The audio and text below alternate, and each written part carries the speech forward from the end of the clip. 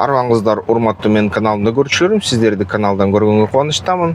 Ошол ЦРУ директорунун ордун басары, санариптик инновациялар боюнча Джулиана Глостун уулу Майкл Александр Глост 21 жашында ошо 24-жылдын Чымкуран айынын 4-күнүндө каза таптыр. Украинада аны дрон тартып алыптыр. Так ошол дрон учуп келгени камерага түшүп калды.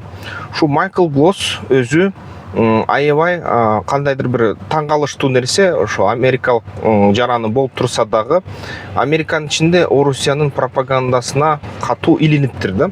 Орусия пропагандага миллиарддаган долларларды кетирет, эч качан аянбайт. Ал акчанын баары ошо негизи англис тилинде Орусиянын кандай фашизмге каршы согушканы, канча курмандыкка бергени өзүнүн жарандарын, кандай анан дүйнө жүзү боюнча ушундай адилеттүүлүктүн жана ак баягы кандайдыр бир ниеттин мекени болгондугун аябай катуу тартуулашат жана Америка Штаттарды аябай критикалайт.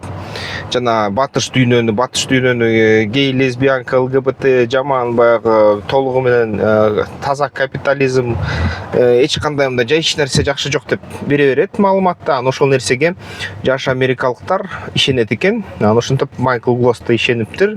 Ишенип ынанып кетиптир. Бир четинен анын баягы боюнча маалыматтарды жазып атышат. Кичине психикалык аркы беркиси болгон деп, баягы ден соолугу туура эмес болгон деп. Кээ бирлери жазышат, баары жакшы эле болгон, ал деген жөн эле коммунист болгон дейт. Ошо Америка Штаттарында комми деп коет. Кишилерди ошондой толугу менен мээлиси бурулуп калган, коммунизмдин идеяларына ишенген жана негидир кайсы себептер менен ошол коммунизмдин мекени деп Орусияны эсептеген.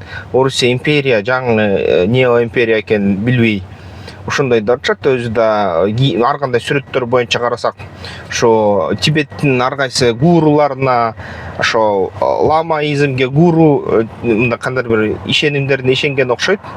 Жана жалпысынан ошол Америка Штаттарын таштап Орусияга барып, бир нече жолу каттап, акырында Орусиянын куралдуу күчтөрүнө тапшырат. Куралдуу күчтөрүн тапшырып туруп, ошол Донбасс, Луганскка кирет. Ошол тараптан анан ал согушка катышат, кадимкидей украиндерге каршы атууларды жүргүзүп, жана ошо атайын техниканы колдонуп, Америка Штаттарынын техникасын, трофей техникасын колдонуптур дейт ошол украиндиктерге каршы. Анан албетте ошо дрондордун астынан калып калгандыгы ошол да себептен, анткени алдыга чыккан дейт. Алдыга чыгып, ошо кырда, майдандын кырында согушкан дейт да. Аны албетте өзү да өзүн мындай бир кызыктай көрчү, өзү мындай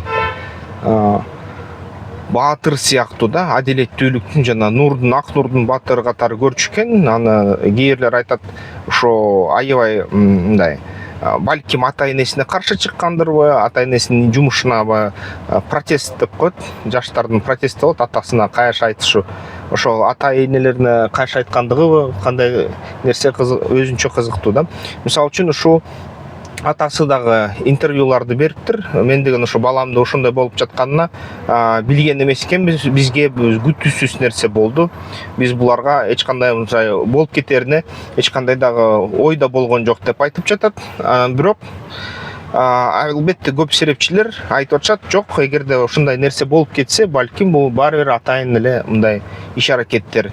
Демек, Украинада чын эле мындай Украинага каршы, Америка Кошмо Штаттарына Украинада эч кандай майнап чыкпайт деп, ошондой каршы ар кандай иш-аракеттер жасап жаткандыр деп ушундай кандайдыр ойлорду айтат серепчилер да. Мынакей могул акыркы кадр көрүп атасыздар. Бул дрон учуп келди. Дрон учуп келгенде толук видеосу бар, бирок толук видеосу ошо телеграмдардан же X'тен издегиле. Жашоо ушунчалык кызыктуу жана татаал, ушундай ар кандай нерселер жолугула берет экен да, жашоодо карасак. Ушундай да нерсе болуптур. Орусия генштабынын астындагы оперативдик штабтын ошо башчысынын орун басары генерал Ярослав Москалик Орусияда ушундай жардырылды дейт. Муну азырынча украиналык атайын күчтөр өзүнө жоопкерчилик ала элек, бирок серепчинин баары бирдей эле баягы бир ырдап атышат. Алардын айтуусу боюнча ушу Москаликти ликвидация кылган украиналык ГУР дейт, СБУ дейт, баягы Украинанын коопсуздук кызматы дейт да. Аналар деген ошо мындай карашса, байкашса, териштирсе калдыктарды жардыруулардын анын ичинде табылган нерселер бул баягы СВУ деп коет, өзүнчө жасалган, өз колу менен жасаган жардыргыч заттарды колдонушуптур, жардыргыч бир аппаратты. Аны алыстан жардыруучу техниканы, аспапты колдонушуптур. Жана ошо машина менен келип, Балашыкага үйүнө келип атканда машинени коюп, генерал ошо машинеге жакындаганда аны жардырууну өткөрүшүптүр. Алдыны ошо Суммадагы бомбалоого тиешеси бар деп атат ушу генералды. Анан албетте мындай жаракат алгандар көп болгон жок. Бир эле ошол генерал жана анын жанындагы кишиси каза болду деп атышат. Албетте аябай мындай так операция өткөрүлдү деп айтылып жатат. Жана Орусия мисалы үчүн ушу боюнча Американы да коптотуп атат, Трампты дагы. Балким эгерде Украина каршы кылсалар, алар мындай да жолго барышы ыктымал деп айтып жатышат да Орусиянын ошо тышкы иштер министрлигинин өкүлчүлүктөрү. Ал эми Иранда ошо чоң жардыруу болду, жардырууга чейин өрт болуп кетти. Ошол 18 киши өлдү дейт, 800 киши жаракат алды дейт. Жардыруу болгону бул деген негизи мындай Ирандын өзүнүн ички кызматтары айтып атышат. Бул деген өрт бир контейнерде болуп кетти. Ошол контейнерде өрт болуп, анан ошол өрт тарап кетти дейт да. Атайын кайсы бир кызматтардын иши аракети катары таанылбагандай болуп жатат. Ошол алардын кызматтары боюнча, анткени алардын сөзү боюнча бул деген кокустук дейт, таза кокустук деп атышат да. Бирок Израилдин да серепчилери айтып атат, бул деген биздикилерге окшобойт дейт, бирок болушу мүмкүн дейт. Биздикилер болушу мүмкүн, бирок бул кокустукка көбүнчө окшош экен. Бул деген Бендер Аббас тараптагы Ирандагы жалгыз ушундай терең порт деп аталат. Бул жерге чоң көлөмдөгү Шахид Раджай деген портко контейнеровозтор келчи. Бул жерден дүйнө жүзүндөгү 20% нефть алып баруу, импорттоо ушу өткөрүлөт ушул порттун жанынан. Анын ичинен дагы Иранга керек болсо бул 80-99% ошо суу менен алып келүүчү транспорттук ушундай товарларды алып келүүчү ушундай порт болчу.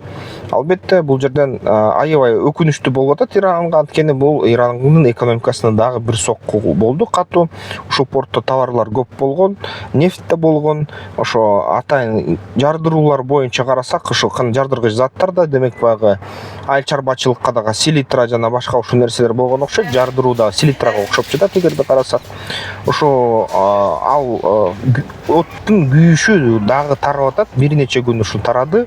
Токтобой аны кайра өрт өчүрөм дегендер, өрт өчүрүүчүлөр кайра жапа чегип атты, кайра өлүп атты. Ушундай могу жерден дагы ошо YouTube бан кылып салат экен. Ошон үчүн YouTube бан кылбаш үчүн ушуну блюр деген баягы кичине блюринг жасап койдум. Ушундай жакшы көрүнбөйт. Ушул жерден өрт өчүрүүчүлөр өрттү өчүрөбүз деп атканда ошо суу кайра бууланып кетип, кайра водородко бөлүнүп кетип, ошо жарылып атат.